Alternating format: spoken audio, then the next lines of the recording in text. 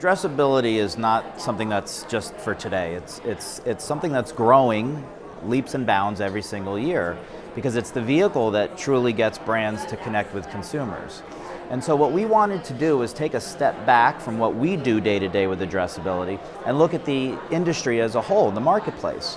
We know that there have been so many experiments with addressability on our platform, on other platforms. There have been so many learnings. And so we wanted to go from really start to finish, or RFP to ROI, so to speak, in a report that really explained how addressability works. What is it?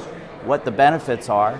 And more importantly, what the results have been for, in our case, the 700 plus campaigns that we've run to date. So there's a lot of experience that we have, and we wanted to push that out and help educate the world, or at least the media world.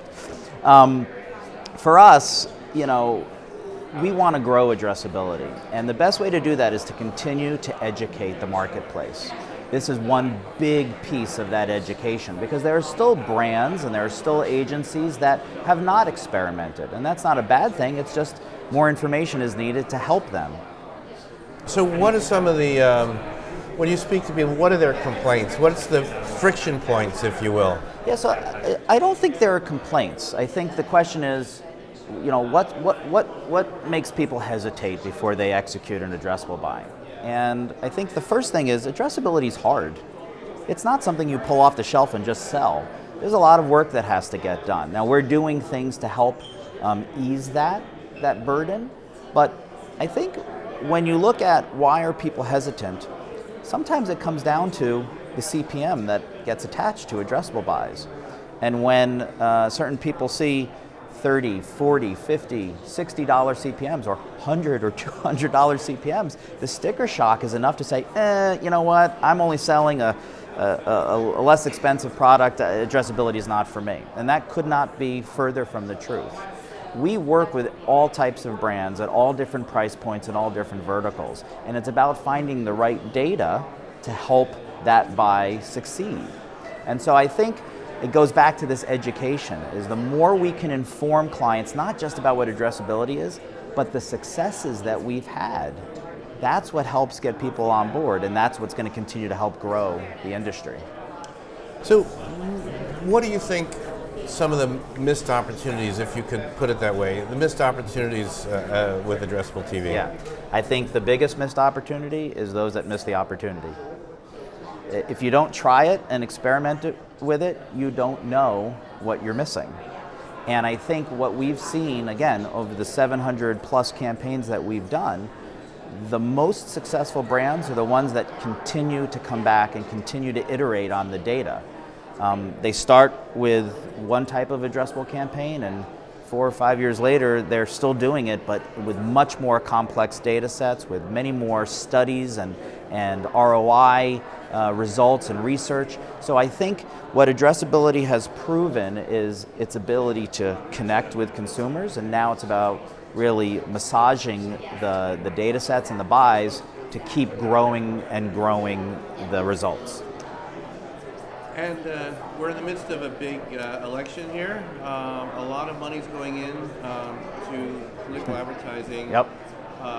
Tell us how things are going with D2, the collaboration with Direct, and sort of perhaps some learnings you're getting that might translate into the more general addressable marketplace after Election Day. Yeah, sure. So we're in the heat of it now. This has been an amazing year from what's happening in the political arena.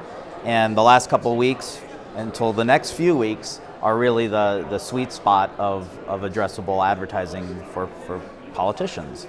We've seen our partnership with D2 just absolutely flourish this year. It's a very strong relationship. After all, we both have an addressable platform that is very similar. We both have the ability to bring scale to individual state levels for politicians. And with all the custom data sets that the political arena has, marrying those two things really gets us the opportunity to help Republicans find Republicans and Democrats find Democrats, or Democrats find Republicans and Republicans, whatever it is, we have that ability. So I think some of the learnings that we've seen is really the political inventory is what's making the addressable system truly hum. because when you're trying to find maybe an undecided voter in a certain state with certain other attributes, though that may be an audience that we're typically not reaching with Addressable. So the more we do with addressability in all types of flavors, the more that system truly hums and makes everything run smoothly. So it's a pretty exciting time, and come the second week of November, we're going to go back to doing things the normal way, but we'll go back with a lot of successes that we can then apply to our traditional national business. Adam, can you share with us an example of where data was a real game changer for an advertiser's campaign? Andy, I would argue that data has been a game changer since the inception of addressable television. Addressable television doesn't work without data. But if we're looking for a specific example, I can look back.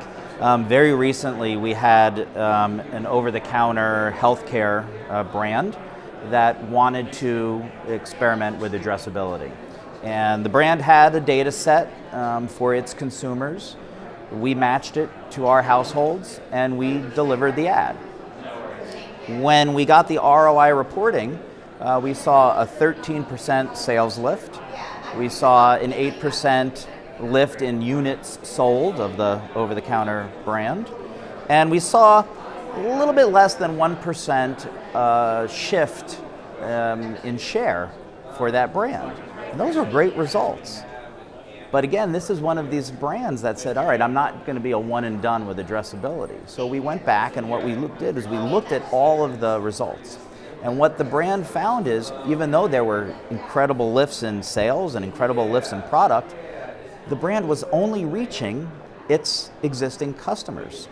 So we went through the data and we expanded the data to really reach a broader audience, because after all, they wanted to reach maybe some of the consumers that didn't buy their brand. We ran a second campaign with the tweaks that we made, and then we saw a 21% lift in sales, a 21% lift in the units sold, and more than a 1% shift in share. And so that's a great example of how data is being infused into television and giving brands a true opportunity to provide ROI.